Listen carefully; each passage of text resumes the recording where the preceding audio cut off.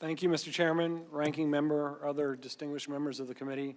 It's an honor and a privilege to join the other distinguished witnesses to discuss a matter of grave concern to our country and to our Constitution. Because this House, the People's House, has the sole power of impeachment, there is no better forum to discuss the constitutional standard for impeachment and whether that standard has been met in the case of the current President of the United States.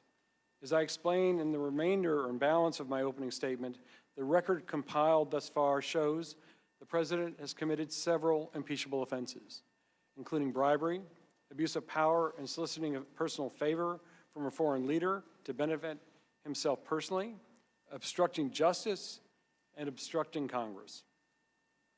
Our hearing today should serve as a reminder of one of the fundamental principles that drove the founders of our Constitution to break from England and to draft their own Constitution, the principle that in this country, no one is king. We have followed that principle since before the founding of the Constitution, and it is recognized around the world as a fixed, inspiring American ideal. In his third message to Congress in 1903, President Theodore Roosevelt delivered one of the finest articulations of this principle.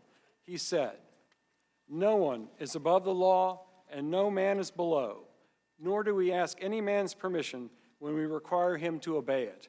Obedience to the law is demanded as a right, not asked for as a favor." Three features of our Constitution protect the fundamental principle that no one, not even the President, is above the law. First, in the British system, the public had no choice over the monarch who ruled them. In our Constitution, the framers allowed elections to serve as a crucial means for ensuring presidential accountability. Second, in the British system, the king could do no wrong, and no other parts of the government could check his misconduct. In our Constitution, the framers developed the concept of separation of powers, which consists of checks and balances designed to prevent any branch, including the presidency, from becoming tyrannical. Third, in the British system, everyone but the king was impeachable. Our framers' generation pledged their lives and fortunes to rebel against a monarch whom they saw as corrupt, tyrannical, and entitled to do no wrong. In our Declaration of Independence, the framers set forth a series of impeachable offenses that the king had committed against the American colonists. When the framers later convened in Philadelphia to draft our Constitution, they were united around a simple, indisputable principle that was a major safeguard for the public: we the people, against tyranny of any kind. A people who had overthrown a king were not going to turn around just after securing their independence from corrupt monarchical tyranny and create an office that, like the king, was above the law and could do no wrong. The framers created a chief executive to bring energy to the administration of federal laws, but to be accountable to Congress for treason, bribery, or other high crimes and misdemeanors. The framers' concern about the need to protect against a corrupt president was evident throughout the convention.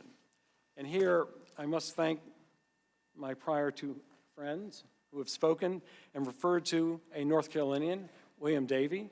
I will refer to another North Carolinian in the Constitutional Convention, James Iredell, whom President Washington later appointed to the Supreme Court, assured his fellow delegates, the president, quote, is of a very different nature from a monarch. He is to be personally responsible for any abuse of the great trust placed in him, unquote. This brings us, of course, to the crucial question we're here to talk about today, the standard for impeachment. The Constitution defines treason, and the term bribery basically means using office for personal gain, or I should say misusing office for personal gain. And as Professor Feldman pointed out, these terms derive from the British, who understood the class of cases that would be impeachable to refer to political crimes, which included great offenses against the United States, attempts to subvert the Constitution, when the president deviates from his duty or dares to abuse the power invested in him by the people, breaches of the public trust, and serious injuries to the Republic. In his influential essay in the Federalist Papers, Alexander Hamilton declared that impeachable offenses are those offenses which proceed from the misconduct of public men, or in other words, the abuse or violation of some public trust, and relate chiefly to injuries done immediately to the society itself. Several themes emerge from the framers' discussion of the scope of impeachable offenses and impeachment practice. We know that not all impeachable offenses are criminal, and we know that not all felonies are impeachable offenses.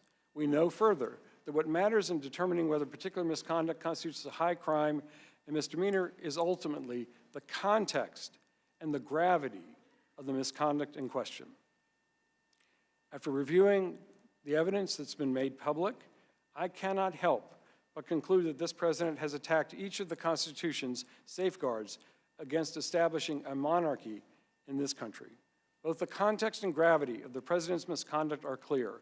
The favor he requested from Ukraine's president was to receive, in exchange for his use of presidential power, Ukraine's announcement of a criminal investigation of a political rival. The investigation was not the important action for the president. The announcement was, because it could then be used in this country to manipulate the public into casting aside the president's political rival because of concerns about his corruption. The gravity of the president's misconduct is apparent when we compare it to the misconduct of the one president who resigned from office to avoid impeachment, conviction, and removal. The House Judiciary Committee in 1974 approved 3 articles of impeachment against Richard Nixon, who resigned a few days later. The first article charged him with obstruction of justice. If you read the Mueller report, it identifies a number of facts, I won't lay them out here right now, that suggest the president himself has obstructed justice. If we look at the second article of impeachment approved against Richard Nixon, it charged him with abuse of power for ordering the heads of the FBI, IRS, and CIA to harass his political enemies.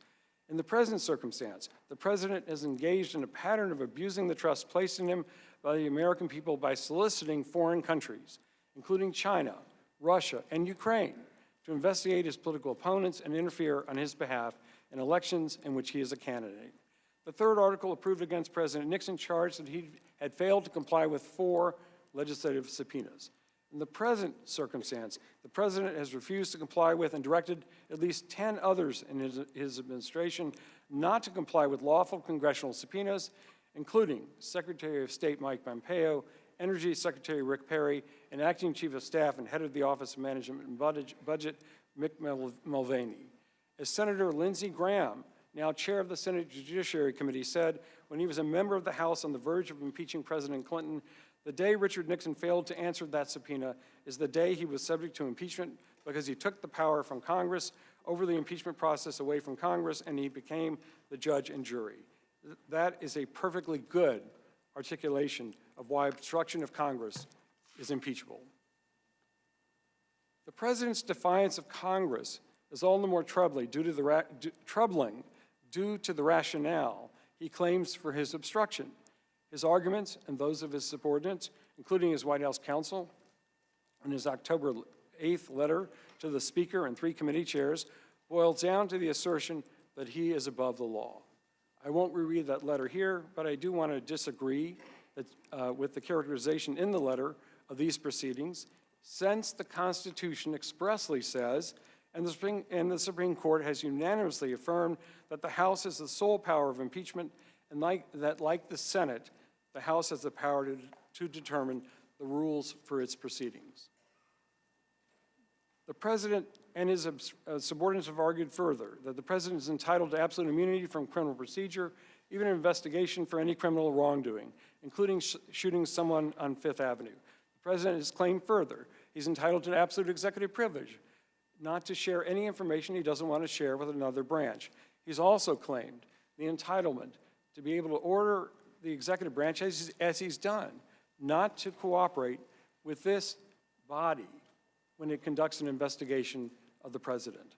If left unchecked, the president will likely continue his pattern of soliciting foreign interference on behalf of the next election, and of course, his obstruction of Congress.